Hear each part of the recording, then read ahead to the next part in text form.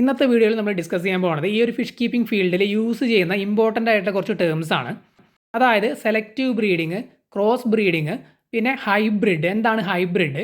അതുപോലെ തന്നെ GMO, genetically modified organisms. നമ്മൾ കേട്ടിട്ടുണ്ടായിരിക്കും ലാബിലൊക്കെ ഡെവലപ്പ് ചെയ്ത സ്പീഷീസ് അല്ലെങ്കിൽ ജെനറ്റിക്കലി മോഡിഫൈഡ് ചെയ്ത സ്പീഷീസ് എന്നൊക്കെ.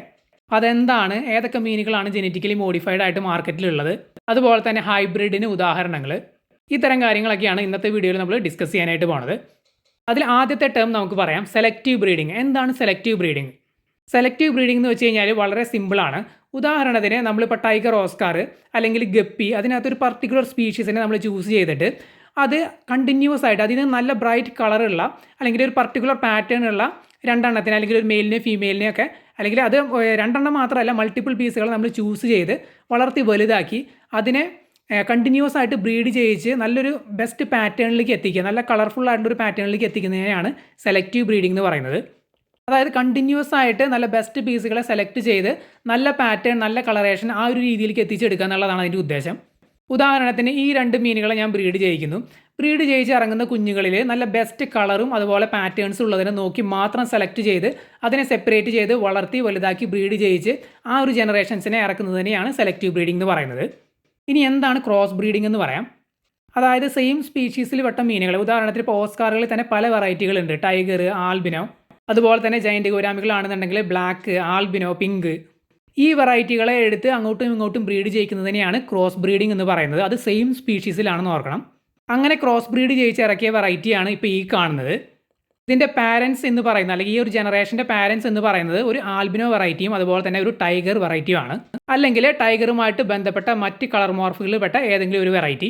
അങ്ങനെ സെയിം സ്പീഷീസിന് കീഴിലുള്ള രണ്ട് വെറൈറ്റികളെ തമ്മിൽ ബ്രീഡ് ചെയ്യിച്ച് ഇറങ്ങുമ്പോഴാണ് ഇതുപോലുള്ള ക്രോസ് ബ്രീഡുകൾ ഇറങ്ങുന്നത്. ഇതിൽ തന്നെ സെലക്റ്റീവ് ബ്രീഡിംഗ് ചെയ്ത് നല്ല നല്ല പാറ്റേണുകളും കളർ മോർഫുകളും ക്രിയേറ്റ് ചെയ്യാനായിട്ട് സാധിക്കും. നമ്മളിപ്പോൾ ഈ കാണിച്ച വെറൈറ്റി ഒരു ക്രോസ് ബ്രീഡാണെന്ന് ഞാൻ പറഞ്ഞു. ഇതിനെ ബ്രീഡ് ചെയ്യിച്ച് സെലക്റ്റീവ് ബ്രീഡിംഗ് ചെയ്ത് കഴിഞ്ഞ് കഴിഞ്ഞാൽ പുതിയ പാറ്റേണുകൾ അല്ലെങ്കിൽ കളർ മോർഫുകൾ നമുക്ക് ക്രിയേറ്റ് ചെയ്യാനായിട്ട് സാധിക്കും. ഇതിനെ ബ്രീഡ് ചെയ്യിക്കുകയാണെന്നുണ്ടെങ്കിൽ ഈ സെയിം പാറ്റേൺ തന്നെ ആയിരിക്കണമെന്നില്ല ഇതിൻ്റെ കുഞ്ഞുങ്ങൾ വേറെ പാറ്റേണിലും കളർ മോർഫുകളിലും ഇറങ്ങാൻ സാധ്യതയുണ്ട് അതിൻ്റെ ജെനറ്റിക്സ് അനുസരിച്ച്. അങ്ങനെ വെറൈറ്റി ഡിസൈനിൽ അല്ലെങ്കിൽ പാറ്റേണിൽ ഇറങ്ങുന്ന കുഞ്ഞുങ്ങളെ സെലക്റ്റീവ് ബ്രീഡിംഗ് ചെയ്ത് ആ ഒരു വെറൈറ്റിയുടെ ജനറേഷൻ നമുക്ക് ക്രിയേറ്റ് ചെയ്യാനായിട്ട് പറ്റും. ഇങ്ങനെ കുറേ അധികം വെറൈറ്റികൾ ഈ കാണുന്ന ആൽബിനോകളിൽ തന്നെ നിങ്ങൾക്ക് കാണാനായിട്ട് സാധിക്കും. അതുകൊണ്ട് ബേസിക്കലി ഇത്തരത്തിലുള്ള വെറൈറ്റികളെ പറയുന്നത് ആൽബിനോ ടൈഗർ ക്രോസ് ബ്രീഡ് അല്ലെങ്കിൽ ആൽബിനോ ടൈഗർ ഓസ്കാർ എന്നാണ് പറയാറുള്ളത്. ഇന്റർനാഷണൽ ഫിഷ് കീപ്പിംഗിൽ ഈ ഒരു പേരിലാണ് ഈ ഒരു ക്രോസ് ബ്രീഡുകൾ അറിയപ്പെടുന്നത്. കാരണം ഇതിന് യൂസ് ചെയ്തിട്ടുള്ളത് ആൽബിനോയും അതുപോലെ തന്നെ ടൈഗർ ഓസ്കാറുകളുമാണ്. എണ്ണിയാ തീരാത്തത്ര പാറ്റേണുകളും കളർ മോർഫുകളും ഇറങ്ങുമ്പോൾ അതിന് ഓരോ പേരിട്ട് വിളിക്കുക എന്ന് പറയുന്നത് കുറച്ച് ബുദ്ധിമുട്ടാണ്.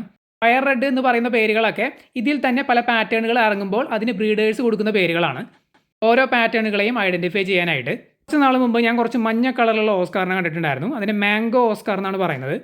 ഇത്തരത്തിൽ ക്രോസ് ബ്രീഡിങ്ങും സെലക്റ്റീവ് ബ്രീഡിംഗ് ഒക്കെ കഴിഞ്ഞിറങ്ങുന്ന ഇത്തരത്തിലുള്ള വെറൈറ്റികൾക്ക് ബ്രീഡേഴ്സ് ഇങ്ങനെ പേരുകൾ കൊടുക്കാറുണ്ട്. ഇത് ഇന്റർനാഷണലി ആക്സെപ്റ്റഡ് ആയിട്ടുള്ള പേരുകളോ കാര്യങ്ങളോ ഒന്നുമല്ല. ആ വെറൈറ്റികളെ ഐഡൻറ്റിഫൈ ചെയ്യാനായിട്ട് ഇട്ടിരിക്കുന്ന പേരുകളാണ്. നേരത്തെ പറഞ്ഞ ഒരു മാംഗോ ഓസ്കാർ, അതിനെ lemon Oscar, yellow Oscar, golden Oscar എന്നൊക്കെ പറയാറുണ്ട്. പക്ഷേ ഈ പേരുകളൊന്നും സ്റ്റാൻഡേർഡ് ആയിട്ടുള്ള പേരുകളല്ല, അല്ലെങ്കിൽ ഇന്റർനാഷണലി റെക്കഗ്നൈസ്ഡ് ആക്സെപ്റ്റഡ് ആയിട്ടുള്ള പേരുകളല്ല. അതുകൊണ്ട് അതാണ് അതിൻ്റെ പേര് എന്ന് ലേബൽ ചെയ്യുന്നതിനോട് എനിക്ക് യോജിപ്പില്ല. നമ്മൾ തുടക്കത്തിൽ പറഞ്ഞതുപോലെ ആൽബിനോ ടൈഗർ ഓസ്കാർ, അതുപോലെ ഏത് മീനുകളെയാണോ നമ്മൾ ക്രോസ് ബ്രീഡിങ്ങിന് യൂസ് ചെയ്തത് ആ മീനുകളെ ടൈറ്റിൽ വെച്ച് വിളിക്കുന്നതായിരിക്കും നല്ലത്. അങ്ങനെയാകുമ്പോൾ പ്രത്യേകിച്ച് ലേബലിങ്ങും കാര്യങ്ങളൊന്നും വരുന്നില്ല. പക്ഷേ മാർക്കറ്റിങ്ങിൻ്റെ ഭാഗമായിട്ട് എന്തെങ്കിലും പേര് കൊടുത്തേ പറ്റൂ. അതുകൊണ്ടാണ് ബ്രീഡേഴ്സ് ഇത്തരത്തിലുള്ള പേരുകൾ കൊടുക്കുന്നത്. അപ്പോൾ നമ്മൾ സെലക്റ്റീവ് ബ്രീഡിംഗ് എന്താണെന്ന് പറഞ്ഞു, അതുപോലെ തന്നെ ക്രോസ് ബ്രീഡിംഗ് എന്താണെന്ന് പറഞ്ഞു. ഇനി എന്തിനെയാണ് ഹൈബ്രിഡ് എന്ന് വിളിക്കുന്നത് നമുക്കൊന്ന് ചെക്ക് ചെയ്ത് നോക്കാം. നേരത്തെ പറഞ്ഞു സെയിം സ്പീഷീസിൽപ്പെട്ട വെറൈറ്റികളെ യൂസ് ചെയ്യുന്നതിനെയാണ് ക്രോസ് ബ്രീഡിംഗ് എന്ന് പറയുന്നത്. അതേസമയം സെപ്പറേറ്റ് സ്പീഷീസുകളിൽ നിന്ന് ചൂസ് ചെയ്ത് ബ്രീഡ് ചെയ്യിച്ചിറങ്ങുന്ന കുഞ്ഞുങ്ങളെയാണ് ഹൈബ്രിഡ് എന്ന് വിളിക്കുന്നത്. ക്രോസ് ബ്രീഡിംഗ് ആണെന്നുണ്ടെങ്കിൽ സെയിം സ്പീഷീസും, ഹൈബ്രിഡ് ആണെന്നുണ്ടെങ്കിൽ ഡിഫറൻറ്റ് സ്പീഷീസുമാണ്. ഇതാണ് അതിൻ്റെ ഡിഫറൻസ് എന്ന് പറയുന്നത്. ഹൈബ്രിഡിന് ഒരു ഉത്തമ ഉദാഹരണമാണ് ഫ്ലവർ ഹോൺ എന്ന് പറയുന്ന മത്സ്യം. ഏകദേശം 6ഓളം വെറൈറ്റികളെ, സിക്ലിഡ് വെറൈറ്റികളെ ക്രോസ് ബ്രീഡ് ചെയ്യിച്ചിട്ടാണ് ഫൈനലി ഈ ഒരു ഫ്ലവർ ഹോൺ ഡെവലപ്പ് ചെയ്തെടുത്തതെന്നാണ് പറയുന്നത്. ഇതിനായിട്ട് യൂസ് ചെയ്തിട്ടുള്ള ചില സിക്ലിഡ് മത്സ്യങ്ങളുടെ പേര് ഞാൻ പറയാം. Midas cichlid, red double cichlid, അതുപോലെ തന്നെ റെഡ് പാരറ്റ് സിക്ലിഡ് തുടങ്ങിയ ഏകദേശം 6ഓളം വെറൈറ്റികൾ അവർ യൂസ് ചെയ്തിട്ടുണ്ട്. അങ്ങനെ വർഷങ്ങളുടെ പ്രയത്നഫലമായിട്ടാണ് ഈ ഒരു ഫ്ലവർ ഹോൺ ഡെവലപ്പ് ചെയ്തെടുത്തതെന്നാണ് പറയുന്നത്. ഇത് ഹൈബ്രിഡിന് ഒരു ഉത്തമ ഉദാഹരണമാണ്. നമുക്ക് അവസാനമായിട്ട് GMO, അതായത് ജെനറ്റിക്കലി മോഡിഫൈഡ് ഓർഗാനിസംസ് എന്നാണ് അതിൻ്റെ ഫുൾ ഫോം. അതായത് ലാബിൽ ജെനറ്റിക്കലി മോഡിഫൈ ചെയ്ത അല്ലെങ്കിൽ ജെനറ്റിക് മോഡിഫിക്കേഷൻ വഴി ക്രിയേറ്റ് ചെയ്തിട്ടുള്ള സ്പീഷീസുകൾ. അതായത് പല കളറുകളിലുള്ള പ്രോട്ടീൻ ജീൻസ് ഇവരുടെ DNA-യിലേക്ക് ഇഞ്ചെക്ട് ചെയ്ത് കൊടുത്തിട്ടാണ് ഇത്തരത്തിലുള്ള സ്പീഷീസുകളെ ഡെവലപ്പ് ചെയ്തെടുക്കുന്നത്. ഒന്നാമത്തെ ഉദാഹരണമാണ് ഗ്ലോ ഫിഷ്. അതായത് നമ്മുടെ ബ്ലാക്ക് വിഡോ അല്ലെങ്കിൽ വൈറ്റ് വിഡോ എന്ന് പറയുന്ന ആ വെറൈറ്റിയാണ് യൂസ് ചെയ്തിട്ടുള്ളത് ഈ ഗ്ലോ ഫിഷ് ഡെവലപ്പ് ചെയ്യാനായിട്ട്. അതുപോലെ തന്നെ പല കളറുകളിൽ ഇറങ്ങുന്ന സീബ്ര ഫിഷുകൾ, അതും ഇതുപോലെ ജെനറ്റിക്കലി മോഡിഫൈഡ് ആണ്. പിന്നെ വരുന്നത് ടൈഗർ ബാർബുകൾ, പല കളറിലുള്ളതിനെ നിങ്ങൾ കണ്ടിട്ടുണ്ടായിരിക്കും. പിന്നെ ഗപ്പികളിലും ബീറ്റ ഫിഷിലും ചില ഫാൻസി വെറൈറ്റികൾ ഇറങ്ങുന്നതും ജെനറ്റിക്കലി മോഡിഫൈഡ് ആണെന്നാണ് പറയുന്നത്. നമ്മൾ ഉദാഹരണത്തിന് കുറച്ച് മീനുകൾ പറഞ്ഞതാണ്. അപ്പോൾ ഇത്തരത്തിലുള്ള മീനുകളാണ് കംപ്ലീറ്റ്ലി ലബോറട്ടറിയിൽ ജെനറ്റിക് മോഡിഫിക്കേഷൻ വഴി ക്രിയേറ്റ് ചെയ്തിട്ടുള്ളത്. അപ്പോൾ നമ്മൾ ഇത്രയും പറഞ്ഞതിൽ ഏകദേശം നിങ്ങൾക്ക് കുറച്ച് കാര്യങ്ങളൊക്കെ പിടികിട്ടി കാണും. എന്താണ് സെലക്റ്റീവ് ബ്രീഡിങ്, അതുപോലെ തന്നെ എന്താണ് ക്രോസ് ബ്രീഡിങ്, ഹൈബ്രിഡ് എന്ന് പറഞ്ഞാൽ എന്താണ്, അതുപോലെ ജെനറ്റിക്കലി മോഡിഫൈഡ് ആയിട്ടുള്ള ഫിഷ് എന്ന് പറഞ്ഞു കഴിഞ്ഞാൽ എന്താണ്, ഏതൊക്കെയാണെന്നൊക്കെ നമ്മൾ പറഞ്ഞു. നമ്മളിപ്പോൾ ഈ പറഞ്ഞ കാര്യങ്ങളെല്ലാം ഫിഷ് കീപ്പിങ്ങിൽ കോമൺ ആയിട്ട് നടക്കുന്ന കാര്യങ്ങളാണ്. ബ്രീഡിങ്ങുമായിട്ടൊക്കെ ബന്ധപ്പെട്ട് ബേസിക് ആയിട്ട് അറിഞ്ഞിരിക്കേണ്ട കുറച്ച് കാര്യങ്ങളും കൂടിയാണ്. അപ്പോൾ നമ്മുടെ വീഡിയോയുടെ അവസാനിക്കുകയാണ്. എന്തെങ്കിലും ഡൗട്ട്സ് ഉണ്ടെങ്കിൽ കമൻറ്റ് ചെയ്ത് ചോദിക്കാം.